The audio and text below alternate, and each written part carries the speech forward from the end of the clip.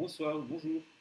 C'est encore Pascal Colbert pour aborder avec vous, chers lecteurs et chers amis, chers correspondants du monde entier maintenant, des informations concernant le meurtre à l'âge de Hassel, mon premier ouvrage aux éditions C'est écrit, et Torture psychotronique au goulag de Schrasich, mon deuxième ouvrage, toujours aux éditions C'est écrit, paru respectivement en 2015 et 2016.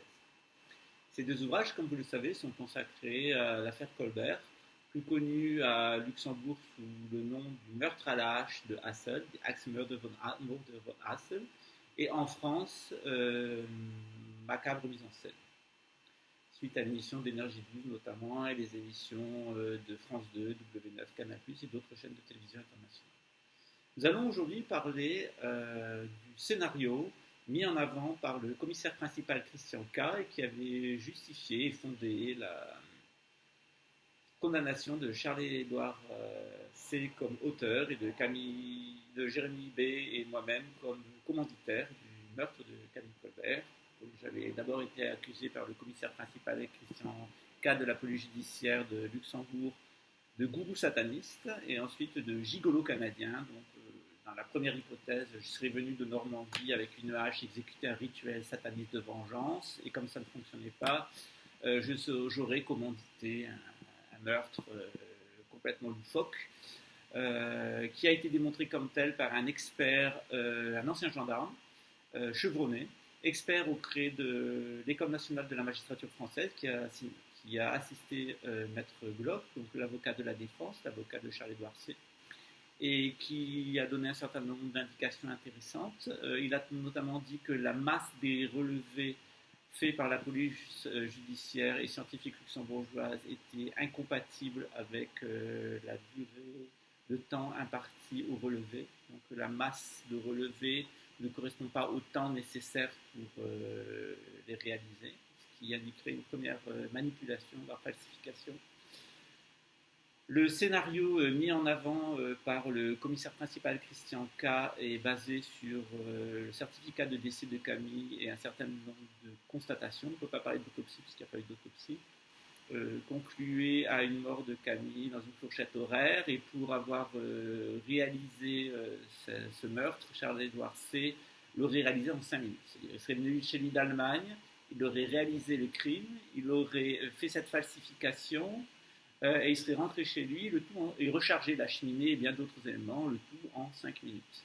Maître Glock soulignait à juste titre que ce scénario était complètement loufoque. On se demande comment le juge d'instruction Vincent F., le juge d'instruction directeur Ernest N., la substitut Martine W., le juge Prosper K. et les deux assesseurs de la 13e chambre criminelle ont pu se laisser convaincre par ne serait-ce autant de falsifications et de mensonges policiers, ce que j'ai qualifié de bidonnage, en tout cas par un scénario aussi rocambolesque et abracadabrantesque, comme disait Jacques Chirac, et en tout cas irréalisable. Il n'a pas été dit une chose principale, c'est que Charles-Édouard Comas était sur son ordinateur pendant la nuit, dans une fourchette horaire qui est établie, et pendant les quelques heures où il n'était pas sur son ordinateur et qu'il dormait, la personne qui vivait avec lui, donc son compagnon de chambrée, a dit que non seulement il était là, qu'il savait qu'il était là et qu'il savait qu'il était dans sa chambre, et que Charles-Édouard ne pouvait pas sortir sans le réveiller, et que le véhicule de Charles-Édouard était placé dans telle position et avec le véhicule de son ami derrière qu'il lui était impossible de quitter la maison ce soir-là. Et ce témoignage principal a été occulté par la police judiciaire et quand même apparu au cours d'audience de la 13e chambre criminelle, mais n'a pas retenu l'attention ni de la substitut Martine W, ni du juge Prosper K et des autres assesseurs. En tout cas, ce garçon qui est parfaitement innocent avait un alibi, et même si on lui colle ce meurtre sur le dos, en ne tenant pas compte de son alibi humain et informatique, il était impossible qu'il commette ce meurtre dans le temps qui lui était imparti. Un autre élément qui est important, c'est que les médecins et les experts de la police scientifique ont dit que compte tenu des blessures et compte tenu de l'instrument loufoque qui avait été utilisé, on pouvait penser qu'une femme aurait pu l'utiliser, en tout cas quelqu'un qui avait une force d'une grande faiblesse. Il pouvait s'agir d'un homme mais très faible ou d'une femme. Or, il n'est pas anodin que les personnes qui sont accablées par les expertises graphologiques, à 90% pour l'un et avec un complément tellement accablant qu'un complément d'expertise a été demandé pour le second, sont des personnes âgées qui donc peuvent avoir la force physique d'une femme. Donc on a là un deuxième élément qui est extrêmement important, qui n'a pas été évoqué ou pas complètement par les différentes émissions télévisuelles et qui en tout cas a été complètement ignoré par les magistrats qui ont prononcé notre condamnation le 22 janvier 2014. Dans le prochain post, nous allons aborder d'autres sujets assez intéressants, notamment l'accusation faite à Jérémy Blanche-Lange qu'il aurait menacé par téléphone Camille Colbert. Or, nous avons un certain nombre de relevés,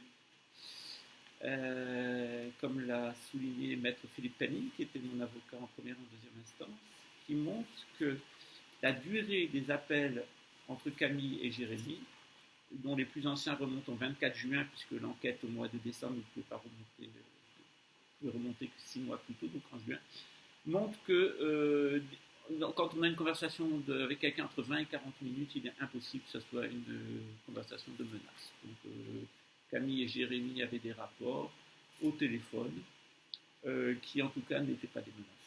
Et c'est pas parce qu'il y a réitération d'appels entre deux personnes et qu'elles communiquent l'une avec l'autre que ces appels sont des menaces. En tout cas, la durée des communications est incompatible avec l'accusation, la suspicion, mais ça a été tourné en accusation que Jérémy aurait pu menacer Camille d'une façon ou d'une autre.